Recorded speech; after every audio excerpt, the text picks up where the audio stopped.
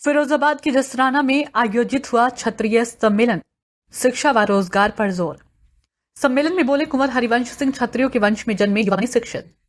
क्षत्रिय अपने बेटे और बेटियों का सामूहिक कार्यक्रम में करे विवाह, दहेज का करे त्याग, अपने घर पर लाएं पढ़ी लिखी बहू। सत्य, साहस व समर्पण का प्रतीक है क्षत्रिय दलवीर तोमर। जब शिक्षित रहेगी युवा पीढ़ी तभी बढ़ेगा रोजगार, सभी बने शिक्षित। फिरोजाबाद की जसराना विधानसभा में अखिल भारतीय क्षत्रिय महासभा द्वारा सम्मेलन आयोजित किया गया। इस स्वाभिमान सम्मेलन को राष्ट्रीय अध्यक्ष कुंवर हरिवंश सिंह ने किया संबोधित। अखिल भारतीय क्षत्रिय महासभा के राष्ट्रीय अध्यक्ष कुंवर हरिवंश सिंह ने कहा कि क्षत्रिय अपने परिवार में बच्चों की शादियां सामूहिक विवाह समारोह में करें, दहेज का त्याग करें, अपने घर में पढ़ी लिखी बहू लेकर आएं, जिससे आने वाली पीढ़ी शिक्षित होकर रोजगार परक हो सके। युवा पीढ़ी से कहा कि युवा शिक्षित बने, संगठित रहे और सुरक्षित रहें, तभी राजनीति में हमारी भागीदारी सुनिश्चित की जाएगी, अन्यथा की स्थिति में क्षत्रियों को हाशिए पर लाकर खड़ा कर दिया जाएगा। फिरोजाबाद की जसराना विधानसभा में क्षत्रियों के स्वाभिमान सम्मेलन आयोजित। अखिल भारतीय क्षत्रिय महासभा के राष्ट्रीय सचिव दलबीर सिंह तोमर ने स्वाभिमान सम्मेलन में कहा कि जनपद में जिस तरह से सिरसागंज के क्षत्रियों की भागीदारी और टूंडला विधानसभा के क्षत्रियों की भागीदारी पूरी तरह से राजनीति रहती है और धसक के साथ अपनी बात मनवाने के लिए राजनीतिक पार्टियों को मजबूर कर देते हैं, वहीं जसराना विधानसभा के क्षत्रियों की भागीदारी को राजनीतिक दल छोटी संख्या में आंकते हैं, जबकि जसराना विधानसभा में भी टूंडला और सिरसागंज की जितनी संख्या है उतनी ही जसराना विधानसभा में संख्या है। इस बात को लेकर अपनी भागीदारी सुनिश्चित करने व अपना संख्या बल मजबूत तरीके से राजनीति के प्लेटफॉर्म पर दिखाने के लिए क्षत्रिय स्वाभिमान सम्मेलन का आयोजन किया गया है, जिसका मुख्य उद्देश्य राजनीतिक दलों की पार्टियों में क्षत्रियों की भागीदारी सुनिश्चित करना ही है।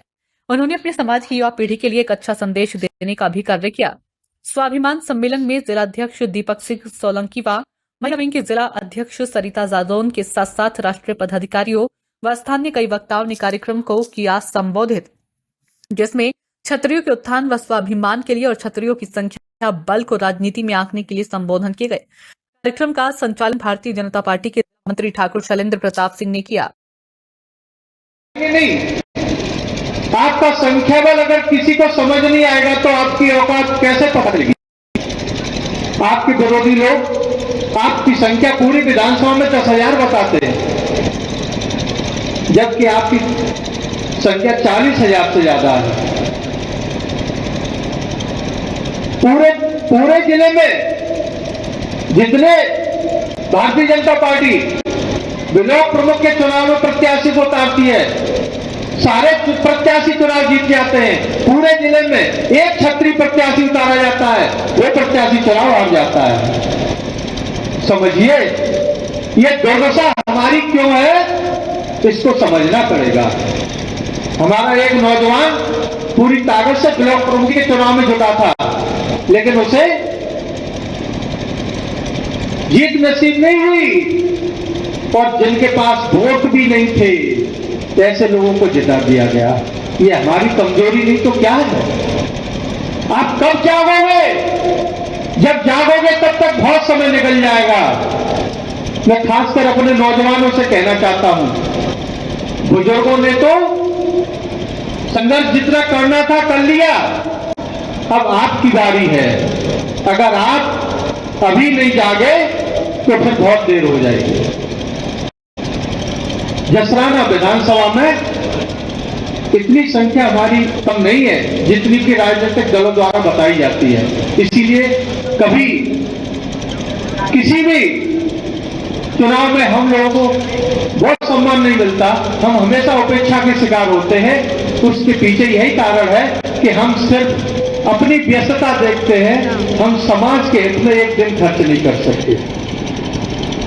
लेकिन जो लोग पधारे हैं उनका मैं मेरा समाज अखिल भारतीय क्षत्रिय महासभा फिरोजाबाद बार बार आभार प्रकट करती है और धन्यवाद देती है तथा सभी जितने अतिथि हमारे पधारे हैं जनपद में, अखिल भारतीय क्षत्रिय महासभा जनपद फिरोजाबाद की तरफ से मैं सभी अतिथियों का हार्दिक स्वागत एवं वंदन करता हूँ।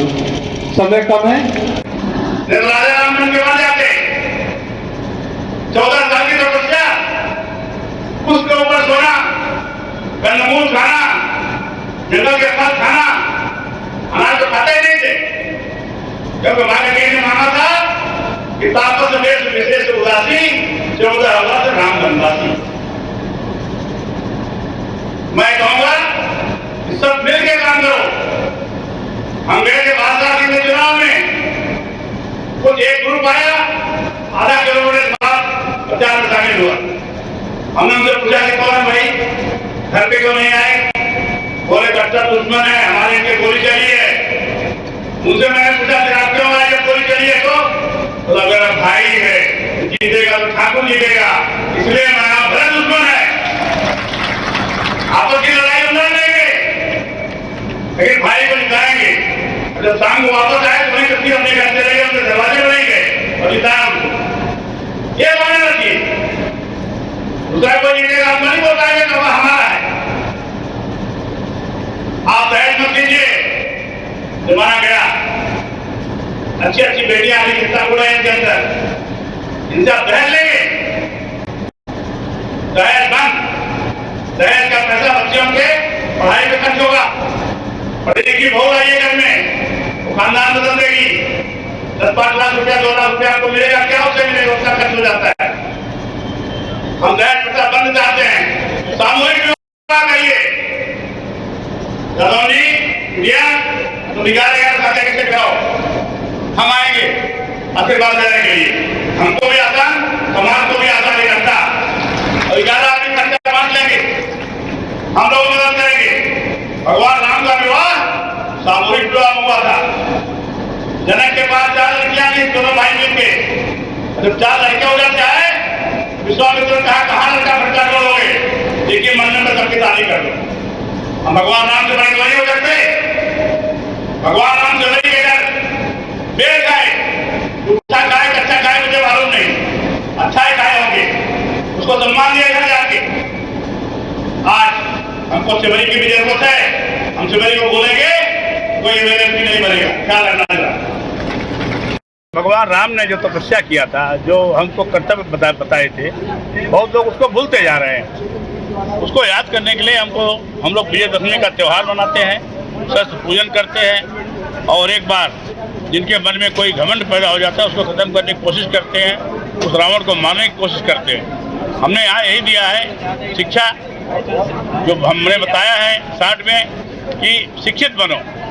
अब आपको नौकरी वोकरी नहीं मिलेगी, उद्योगपति बनो। तमाम योजनाएं हैं जिसमें खाली 15,000 डालना है तो 15 लाख डालेंगे तो 1 करोड़ रुपया आपको मिल जाएगा। उससे 35 लाख सब्सिडी है।